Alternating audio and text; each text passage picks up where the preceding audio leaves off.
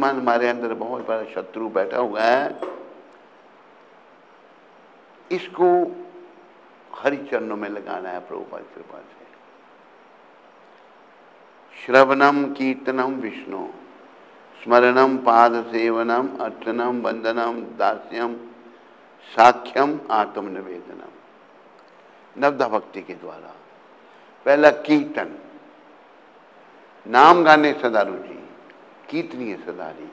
कीर्तन जब करते हो, देखो मन हमारा भागता कहीं जा रहा है, इधर जा रहा है, तो मुंह से नाम बोलो और नृत्य करो, तो सारी इंद्रियां आपकी जो हैं भगवान के सिमरन में लग जाएंगी धीरे धीरे धीरे धीरे।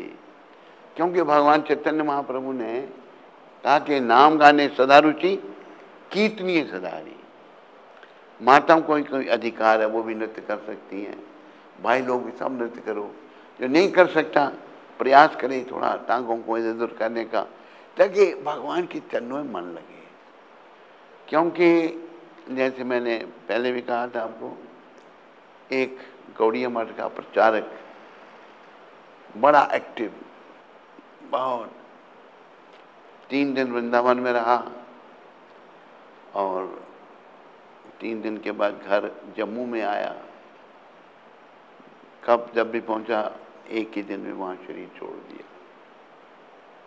कोई जीवन का किसी को भरोसा नहीं है, अगर उसका जीवन ऐसे हो सकता है तो किसी का भी हो सकता है। तो हमें बस प्रयास ये करना है, ये मिशन है आत्मा को बचाना। आत्मा जब ही बचेंगी तब परमात्मा श्री कृष्ण की शरण में आएंगी। अगर हम मन के स्तर पर हैं, चाहे स्त्री का चोला चाहे पुरुष का चोला, तो ये मन धोखेबाज है, बहुत बड़ा, याद रखो। यही हमारे बंधन का कारण है। मना एवं मनुष्यानाम कारणम बंधन मोक्ष जो। मन ही हमारे बंधन का कारण जब ये बस में नहीं, और मन ही हमारा मोक्ष के कारण जब ये बस में है।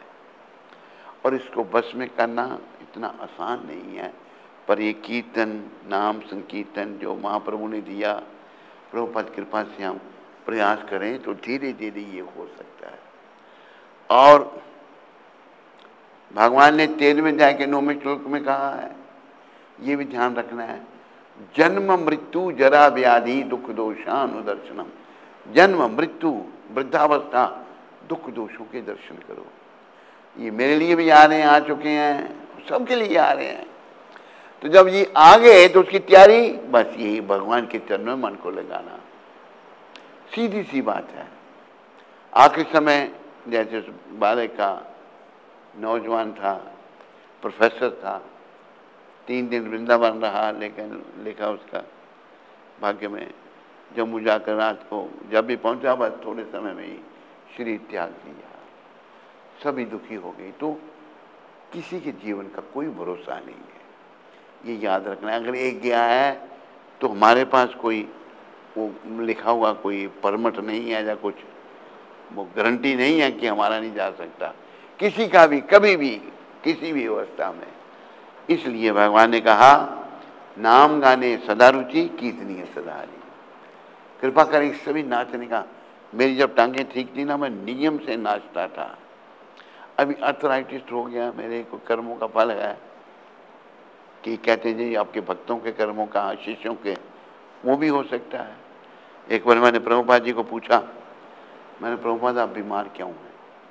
क्योंकि मैं ये प्रभावित था कि प्रभुपाद इस संसार के नहीं, ये गौलोक धाम से आए हैं। मैं गौलोक धाम से आए हैं तो बीमार क्यों है? क्योंकि देखो उनका काम देखो, अब एक व्यक्ति ने सारी दुनिया हिला दी। मैंने कहा प्रभुपाद आप बीमार क्यों हैं? कहते तुम्हारे कारण बीमार हैं। हमने जो शिष्य बना रखे हैं उनके पाप मेरे पर हैं, हम भी तो उनके शिष्य थे, अभी भी हैं। तो अपने भी कर्म हो सकते हैं, शिष्यों के भी हो सकते हैं। तो हमें कर्मों को काटना है। सभी को जन्म मृत्यु जरा व्याधि दुख दोषानुदर्शन, भगवान कहते हैं जन्म मृत्यु वृद्धावस्था दुख दोषों के दर्शन करो। पुरुष को भी करने चाहिए, स्त्री को भी, सबको ये आएंगे। लेकिन हम संसार में जैसे बच्चा बचपने में खो जाता है, हम अविद्या में खो जाते हैं। और जाने का समय निकट आ जाता है, फिर कोई नहीं बचा सकता, फिर यमदूत जबरदस्ती ले जाते हैं।